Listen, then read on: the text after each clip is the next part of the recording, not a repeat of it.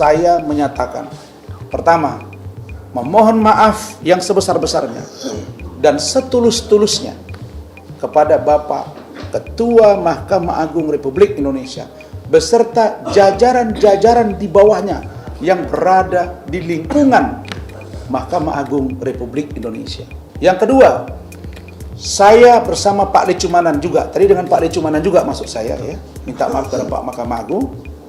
Yang kedua, saya Razman Arif Nasution dan Bapak Lecumanan SHMH Doktor juga meminta maaf yang sebesar-besarnya dan setulus-tulusnya kepada Bapak Ketua Pengadilan Tinggi DKI Jakarta beserta jajaran-jajaran di bawahnya.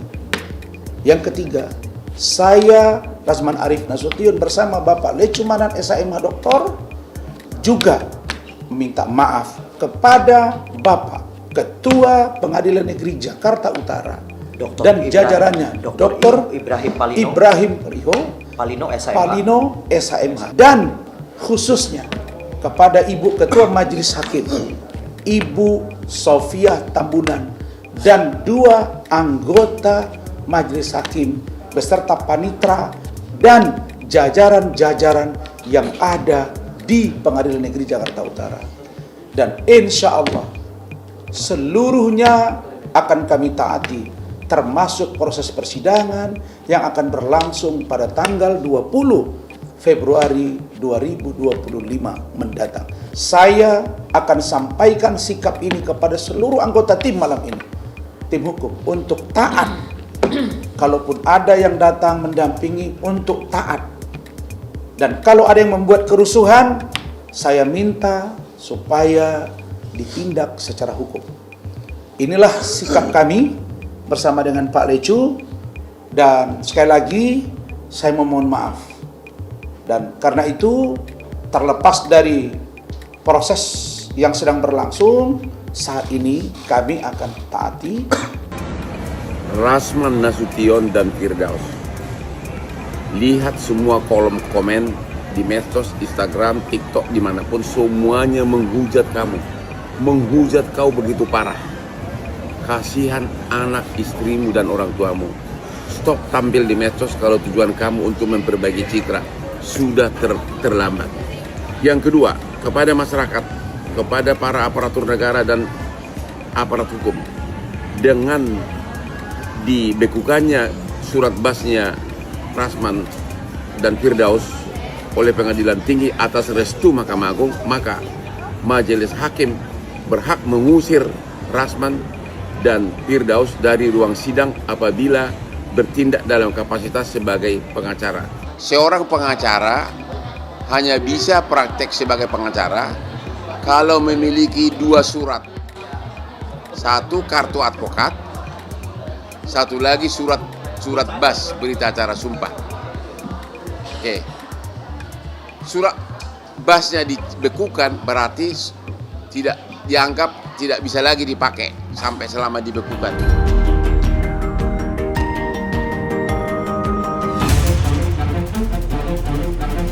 Kalau kita melihat posisi ini, ya, dari Pradi Bersatu juga memberikan penguatan kepada Razman, ya kasihan sih sebenarnya, tapi ya sangat saya sayangkan juga. Saya sejak dia tuh teriak di pengadilan, saya sudah kecewa juga, ya.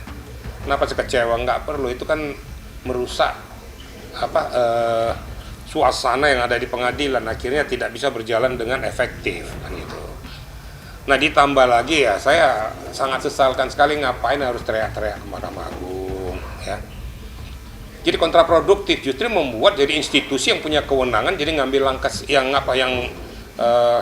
sigap, kemudian ke DPR ngapain gitu loh. Jadi nggak ada gunanya. Lebih bagus apa yang sudah kita lakukan ini ternyata akhirnya kan minta maaf juga. Ya kenapa nggak ada kemarin-kemarin dilakukan? Seperti Firdaus udah teriak sana, teriak sini, teriak sana, teriak sini, akhirnya buntutnya minta maaf. Coba dari awal itu dilakukan, pada saat setelah terjadinya peristiwa di pengadilan itu dia keluar istilahnya permohonan maaf karena situasional, saya kayak gini-gini.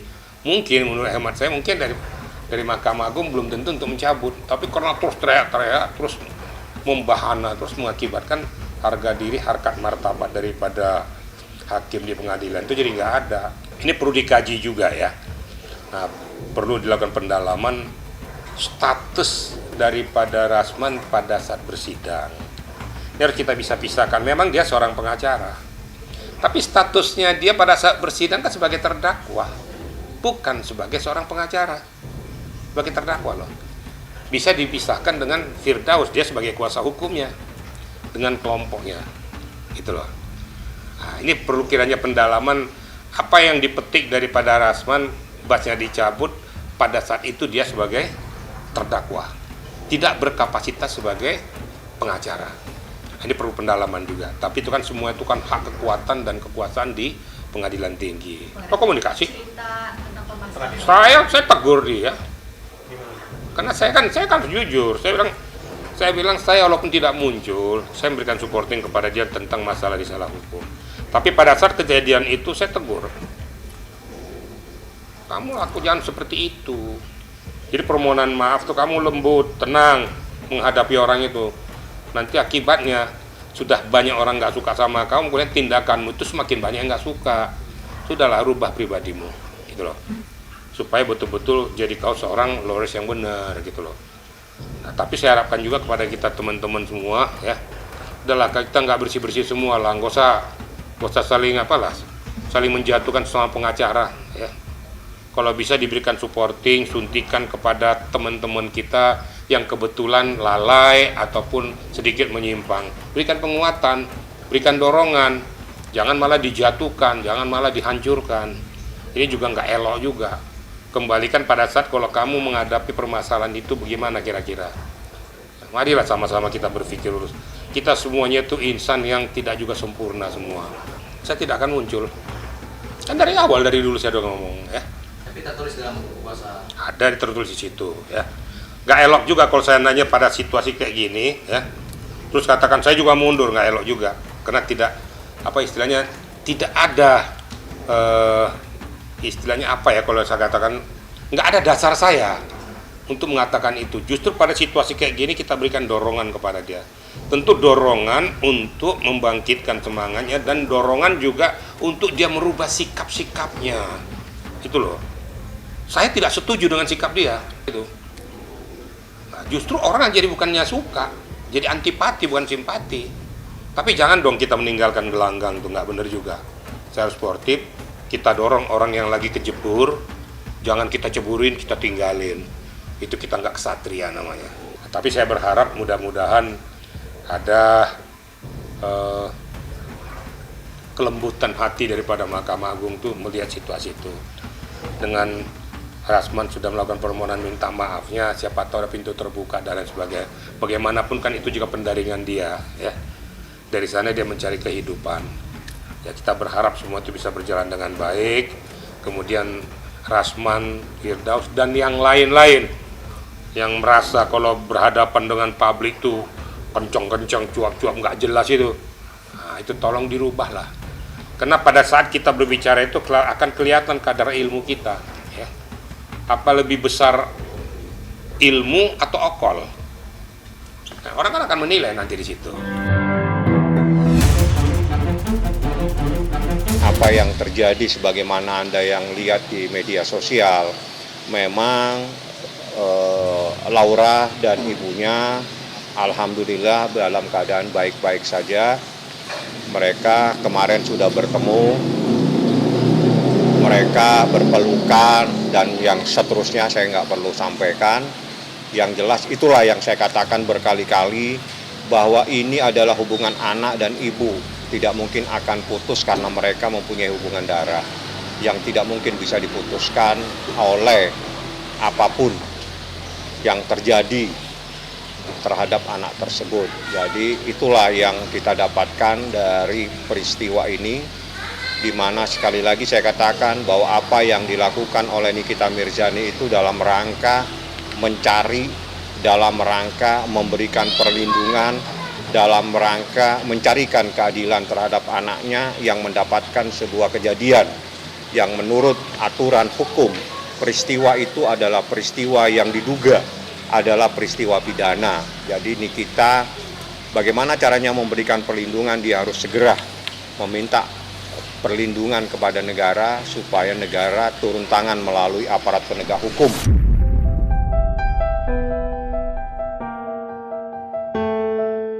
Pecah juga akhirnya air mata haru Nikita Mirzani kala memeluk hangat sang putri tercinta.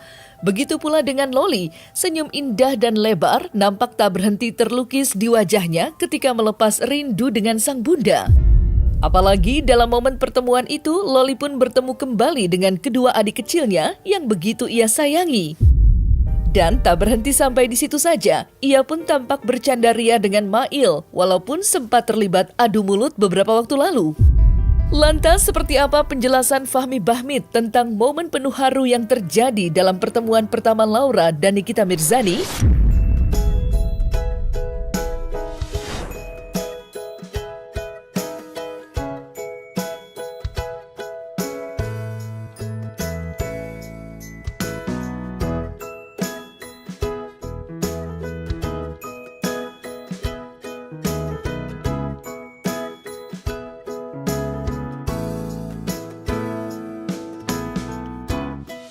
Ya, keharuan yang saya katakan lagi. Jadi Laura juga ngomong, bicara ya. Dia bicara pada saat kita ngobrol. Nanti mungkin ada dia punya testimoni mungkin yang ini kita siapkan.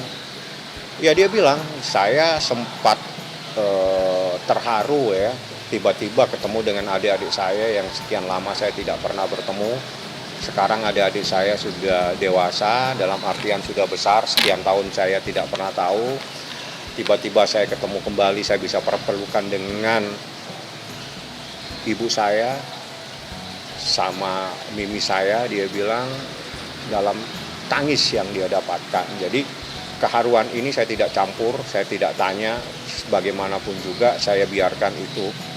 Bagaimana seorang anak yang tiba-tiba bisa bertemu kembali dengan orang tuanya yang hampir 3 tahun seingat saya. Kalau saya salah mohon maaf. Ya, itulah yang terjadi kemarin di satu tempat. Akhirnya kita makan sama-sama, canda riah mereka, ada juga mungkin ada Mail yang juga merekam.